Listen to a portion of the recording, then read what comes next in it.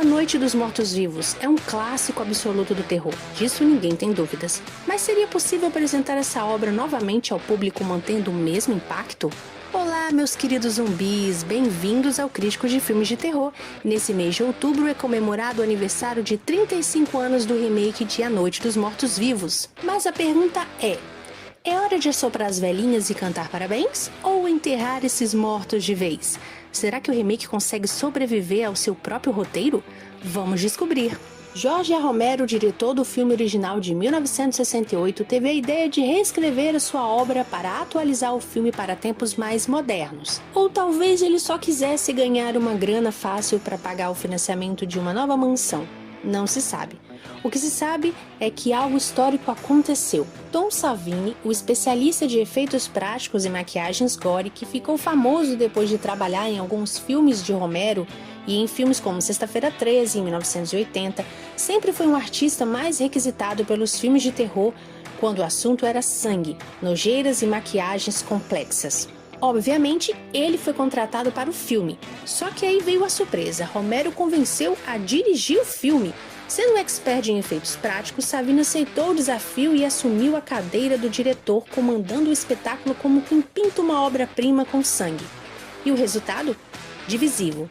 No começo, o filme não foi muito bem recebido. A audiência não estava interessada em filmes de zumbis, o que levou o filme a cair de cara na bilheteria, mal conseguindo pagar o próprio orçamento. As críticas iniciais também não ajudaram. Os críticos na época ficaram entediados com o remake, dizendo que ele era tão igual ao filme original que não havia motivos reais para assisti-lo, e que era mais fácil tentar remasterizar o longa em preto e branco de 68 e colocá-lo em cores, do que se dar ao trabalho de fazer o mesmo filme de novo, só que colorido.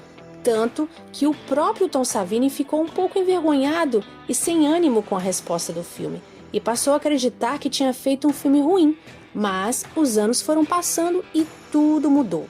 Não existe nada como o tempo para amadurecer as ideias e nos provar se estamos certos ou errados. E o tempo foi muito bondoso com esse filme, e de anos para cá as críticas foram mudando e o filme foi reavaliado por vários críticos e descoberto por vários fãs. E mais rápido que a pandemia zumbi se espalhou pelos fãs de terror e ganhou vida nova sob um novo olhar. Hoje, o remake de A Noite dos Mortos-Vivos é visto como um dos melhores remakes de filmes de terror já feitos.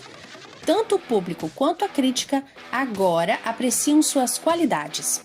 E isso não é só pela sofisticação dos efeitos práticos e o gore, como também seu ritmo e principalmente seus personagens.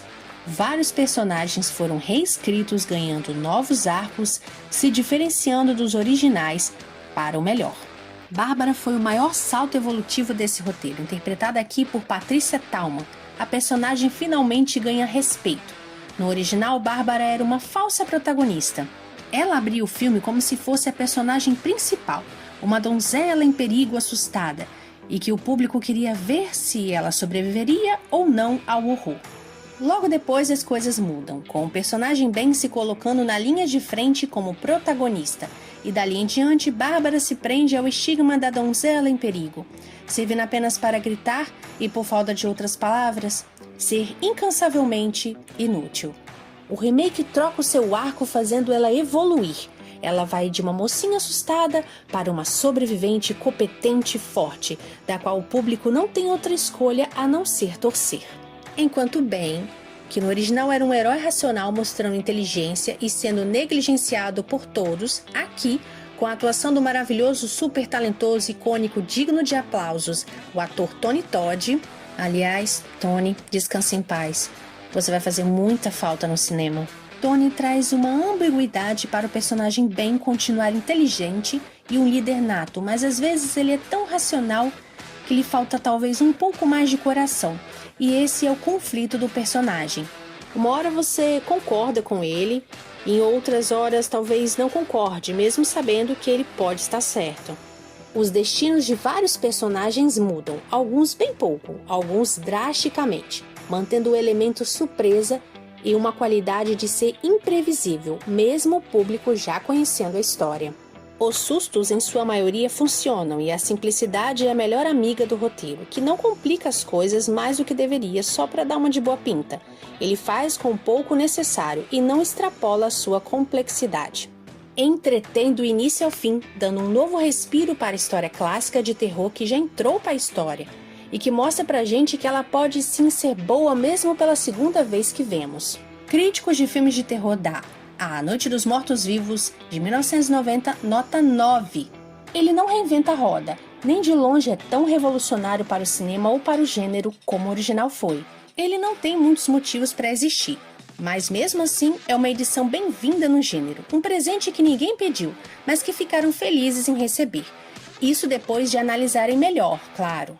A resposta inicial não foi tão favorável, mas o tempo cuidou dele mais do que alguns cineastas modernos cuidam de suas novas ideias dentro do tema zumbi. E suas mudanças, mesmo que poucas, são muito assertivas. E é isso aí, galera. O que acharam desse remake de A Noite dos Mortos-Vivos? Deixe aí nos comentários.